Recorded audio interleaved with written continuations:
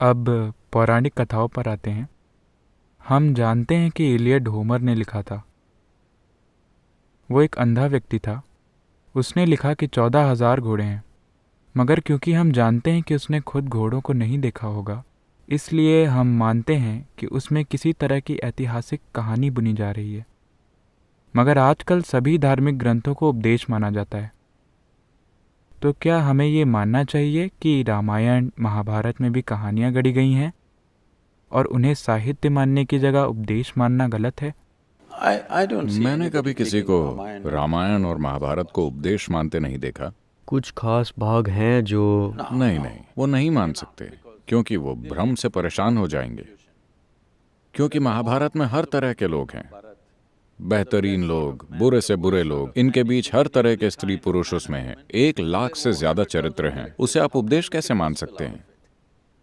आपने कहानी बुनने की बात कही। मैं नहीं जानता कि आपने यूथ एंड ट्रूथ की बायलाइन देखी है या नहीं। ग्रंथों की गंभीरता से नहीं, गपशप करते हुए मजे में, क्योंकि गपशप हमेशा भरोसेमंद रही है।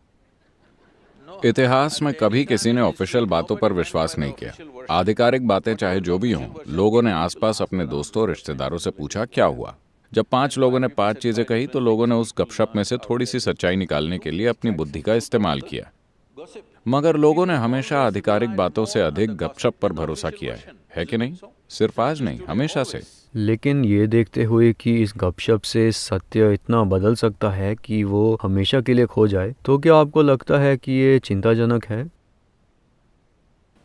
देखिए, पहले तो आप पूछ रहे हैं कि क्या वो वास्तव में हुआ, ठीक? नहीं, हम कह रहे हैं कि आपने जो तर्क दिया है, ये वही तर्क है जो आजकल आमतौर पर यह कहने के लिए इस्तेमाल किया जाता है कि जो इमारतें मुगलों ने बनाई थीं, ये वास्तव में मुगल इमारतें हैं ही नहीं। देखिए, अगर आप और ज्यादा दक्षिण की ओर जाएंगे तो वहां लोग सवाल करते हैं कि राम हुए थे या नहीं, ठीक है? ये बस खराब याददाश्त का सवाल है। जब पूरा देश हजारों सालों से इस बारे में बातें कर रहा है, अब समस्या ये है कि आप बोले हुए शब्दों से अधिक विश्वास लिखे हुए शब्दों पर करते हैं। सारी समस्या यही है। मगर आपको समझना चाहिए, ये मौखिक संस्कृति है। हमने हमेशा बातें करके लोगों तक सबसे महत्वपूर्ण चीजें पहुंचाई। आप उसे महत्वहीन मान सकते हैं क्योंकि वो लिखा हुआ नहीं है, मगर कोई भी उसे लिख सकता है। लोगों ने अब उसे लिख लिया है, अब वो एक लिखित शब्द है। मगर अब कोई सवाल करता है कि राम वास्तव में थे या नहीं। एक जगह नहीं, इस पूरी संस्कृति में अगर हर कोई एक ही कहानी की बात करता है, थोड़े बहुत फर्क के साथ। तो मेरे ख्याल से इलियाद का उदाहरण देते हुए भी उन्होंने यही बात कही कि ट्रॉय का युद्ध ज़रूर हुआ होगा, मगर होमर का कहना कि 14,000 घोड़े वहाँ थे, ये साफ तौर पर सच नहीं है। शायद राम थे, मगर जो बाकी चीज़ें लिखी गई हैं। देखिए, हम आखिरकार भारतीय हैं। हमने शून्य का आविष्कार किया। हमारे पास शून्य का इस्तेमाल करने की खास आज़ादी है। हम उसकी छूट ले रहे हैं। देखिए, 6-7 हजार साल पहले 100,000 लोग लड़े या 10,000 लोग लड़े, इससे कोई फर्क नहीं पड़ता। इस देश में कहानियों को जिस तरह कहा जाता है, उसमें तथ्य नहीं बल्कि सत्य महत्वपूर्ण होता है। आप एक खास सत्य बाहर लाने की कोशिश करते हैं। उसका तथ्य कि 100,000 लोग लड़े या 10,000 लोग, इससे क्या फर्क पड़ता है? आपको आज उस युद्ध को नहीं संभालना है, वो खत्म हो चुका है। तो महत्वपूर्ण चीज ये है कि मैं उससे क्या सीख सकता हूँ, ठीक है? अगर ये एक प्रश्न चिन्ह है तो हम उसके बारे में आगे बात कर सकते हैं। मेरे ख्याल से यही बात उन्होंने भी कही कि जब आप धार्मिक ग्रंथों को देखते हैं, जैसे आप किसी देखिए, उन्हें धार्मिक ग्रंथ मत कहिए, ये देश का इतिहास है। तो मान लीजिए कि आप किसी और साहित्यिक ग्रंथ को देखते हैं तो आप उससे कुछ सीखते हैं। साहित्य अलग चीज है, इतिहास अलग है। साहित्य काल्पनिक हो सकता है। इतिहास में हमेशा 2 पक्ष दिखाए जाते हैं, इसलिए वो हमेशा आपके लिए कुछ मतलब रखता है। मैं कहता हूँ 6,000 साल पहले कोई आदमी था या नहीं, मुझे क्या समस्या है, जब तक कि आज मेरे जीवन में उसका कोई योगदान ना हो, है ना? लेकिन अगर इतिहास लिखा गया है और इतिहास का वर्णन स्पष्ट नहीं है। देखिए, मैं यही कह रहा हूँ, वर्णन इस तरह है। मान लीजिए 6000 साल पहले राम की एक पत्नी थी जिसका नाम सीता नहीं था, तो मुझे क्या समस्या होगी?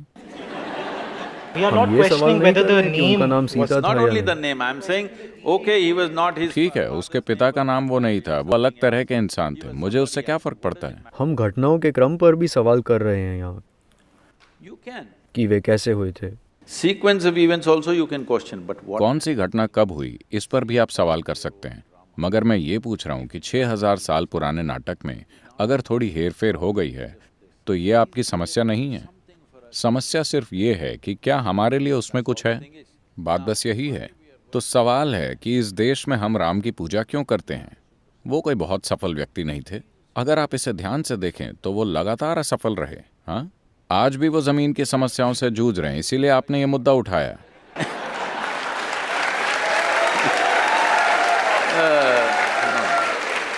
मगर ये आज की ही बात नहीं है, सिर्फ आज की बात नहीं है।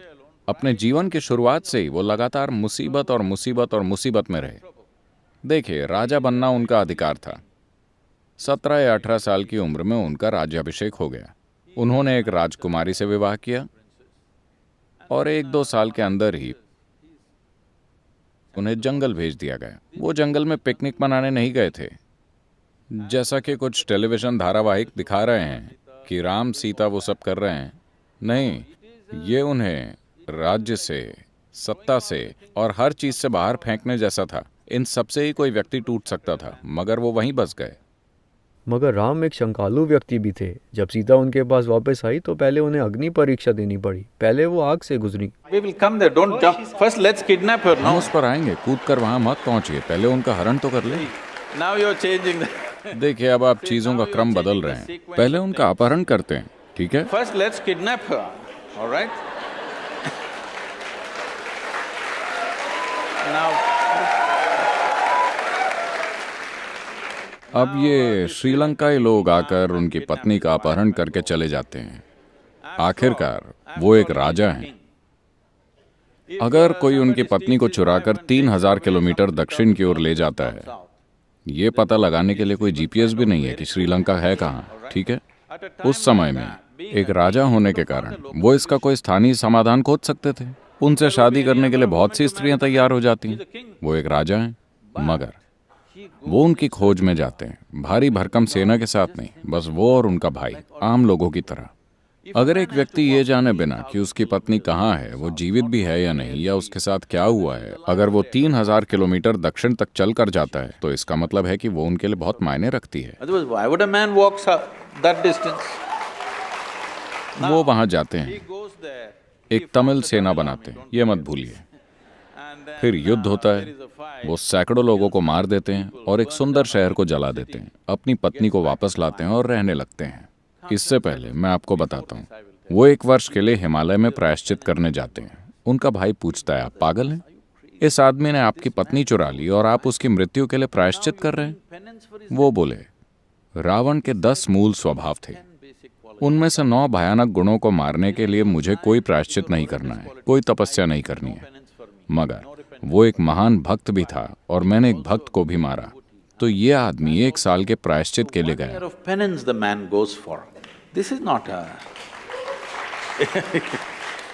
And then he settles फिर वो down. आराम से रहने लगता है और उसकी पत्नी गर्भवती है। आपको समझना चाहिए, एक राजा की पत्नी के गर्भवती होने का मतलब है कि ये सिर्फ बच्चे की बात नहीं है, वो उसके साम्राज्य का वंशज है। इसमें और भी कई चीजें शामिल होती हैं। कोई सोनोग्राम नहीं तो उन्हें पता नहीं था कि वो लड़का है या लड़की या लड़के या लड़कियां। मगर एक बार फिर ऐसी राजनीतिक स्थिति पैदा हुई जहाँ उन्हें अपनी पत्नी को जंगल भेजना पड़ा, जिसे आप शंकालु स्वभाव कह रहे हैं। नहीं नहीं नहीं नहीं, वो हिस्सा नहीं। तो हम पहली बात से भी शुरू कर सकते हैं, जिसमें सीता को बचाने के बाद सीता को अग्नि परीक्षा से गुजरना पड़ता है, वो साबित करने के लिए कि वो शुद्ध हैं, For whom? ताकि दूसरे लोग स्वीकार कर पाएं। क्योंकि राम को इससे बहुत फर्क पड़ता था कि लोग उन्हें कैसे देख रहे हैं। जब राम वापस आए तो उनके राज्य के किसी धोबी ने कहा, मैं राम की तरह नहीं हूँ जो ऐसी स्त्री को अपने घर में रखूंगा जिसकी कोख में शायद किसी और का ही बच्चा हो सकता है। इस वजह से राम ने सीता को फिर जंगल में भेज दिया। आप इसी असुरक्षा की बात पूरी कर रहे कथा में राम चाहते हैं कि उनकी प्रजा उनसे प्यार करे। हैं। नहीं नहीं, चलिए ठीक से इस पर बात करते हैं। आज हमारे देश में बहुत तरह की चीजें हैं। मैं आपसे पूछता हूं, क्या आप इस देश के लिए ऐसा नेता चाहते हैं जो इस देश के लोगों को अपने परिवार और निजी प्रेम से ऊपर रखे? मैं आपसे पूछ रहा हूं। या आप एक धृतराष्ट्र चाहते हैं, किसी भी कीमत पर मेरा ही बेटा? आप एक ऐसा व्यक्ति चाहते हैं जो इस देश के नागरिकों को अपने परिवार से ऊपर रखता है। ये उनके लिए सिर्फ एक स्त्री नहीं थी, उन्होंने जाकर उसके लिए युद्ध लड़ा, 3000 किलोमीटर चल के गए। ये बस एक स्त्री नहीं थी, वो सीता के लिए जी रहे थे, मगर फिर भी उन्होंने गर्भावस्था की स्थिति में उसे जंगल वापस भेज दिया, अच्छी तरह ये जानते हुए कि ये उनके राज्य का भविष्य हो सकता है। देखिए, ये सिर्फ एक धोबी की बात नहीं है, यही आपकी गलती है। आप इन चीजों को शाब्दिक अर्थ में ले रहे हैं। एक धोबी ने कहा, यहां कहने का मतलब है कि आम लोग ऐसी बातें कर रहे थे। आम लोगों का राजा पर से विश्वास उठ गया है कि वो कहीं से कोई स्त्री ले आए और हमारी रानी बना दिया, क्योंकि रानी को राज्य की माता के रूप में देखा जाता है। हम ऐसी स्त्री को माता के रूप में नहीं देखना चाहते। वो यही कह रहे हैं कि वो किसी जगह जाकर किसी दूसरे आदमी के साथ रह चुकी है। उस समय के लोग यही कह रहे थे। तो अगर राजा कहता, मुझे कोई परवाह नहीं है कि आप क्या सोचते हैं, मैं अपनी पत्नी से प्रेम करता हूं और उसे अपने साथ रखूंगा, तो वो एक अच्छा राजा, अच्छा प्रशासक नहीं होता। तो उन्होंने अपनी प्रजा को उस स्त्री से ऊपर रखा जिसे वो बहुत बहुत ज्यादा प्रेम करते थे, और वो गर्भवती भी थी। ये उनके लिए छोटी बात नहीं थी, उनके लिए पूरी दुनिया थी, मगर फिर भी उन्होंने उसे जंगल भेज दिया। इसे नमन किया जाना चाहिए। This is why we bow down to the man. No? Please say it. No. ठीक है, आगे बढ़ते हैं। No, why? He has something to say, please. तो एक व्यक्ति के रूप में अपनी अलग अलग जिम्मेदारियां होती है। एक राजा के रूप में अलग जिम्मेदारियां होती हैं और एक इंसान के रूप में, परिवार के सदस्य के रूप में अपनी अलग जिम्मेदारियां होती है। आप अपनी पत्नी को फेंक नहीं सकते, उसे जंगल नहीं भेज सकते। ये उसे वस्तु की तरह देखने जैसा है। वे उसे गर्भवती इंसान की तरह नहीं देख रहे जिसे कई चीज़ों की ज़रूरत है। Well, then you are against Gautam Buddha. फिर आप गौतम बुद्ध के खिलाफ हैं, आप राम के हर किसी के खिलाफ हैं। मगर आपको सही संदर्भ में इसे समझना चाहिए कि अगर ये स्त्री उनके लिए कोई मायने नहीं रखती तो वो उसके लिए श्रीलंका तक नहीं जाते, लड़ाई लड़कर उसे वापस नहीं लाते। ये उनके अंदर का अहंकार था कि वे क्या कर सकते हैं। His pride you could have got. वो चाहते तो अहंकार में 100 पत्नियां रख सकते थे, मगर वो इस स्त्री के लिए गए जो उनके लिए इतना मायने रखती थी। हाँ, आगे बढ़ते हैं। No, you must see. नहीं, आपको उनके कहे शब्दों पर ध्यान देना चाहिए। आपको देखना चाहिए कि उन्होंने सीता के बारे में क्या कहा, वो उनके लिए क्या मायने रखती थी। कई बार शब्दों से ज्यादा जरूरी काम होते हैं। Why are you reading all these? आप उनके मन में इतने बुरे इरादे क्यों खोज रहे हैं? उन्होंने ऐसे इरादे नहीं प्रकट किए। He did not express. हम अपने शब्दों से कुछ भी कह सकते हैं। As far as देखिए, जहाँ तक आपकी बात है, आप वही जानते हैं जो आपने पढ़ा है। आप उनके जीवन के बारे में और कुछ नहीं जानते, न मैं ना आप। हाँ, बिल्कुल ठीक है। तो जो आपने पढ़ा है उसमें कहीं नहीं कहा गया है कि वो असुरक्षा के शिकार थे। कहीं ये नहीं कहा गया कि वो अपने अहंकार की वजह से गए। नहीं, हर जगह बहुत स्पष्ट रूप से कहा गया है। मैं आपको बताता हूँ, आज उनकी पूजा इसीलिए की जाती है क्योंकि हालांकि जीवन ने उनके सामने एक के बाद एक मुश्किलें रखी, इस आदमी ने कभी नाराजगी नहीं दिखाई, नफरत नहीं दिखाई, कभी क्रोधित नहीं हुए, वो वैरागी भी नहीं बन गए। उन्होंने जीवन भर अपना निजी दुख और तकलीफ दिल में रखते हुए अपना हर कर्तव्य पूरा किया। वो उस दिन तक अपनी प्रजा के लिए सबसे बेहतर काम करते चले गए।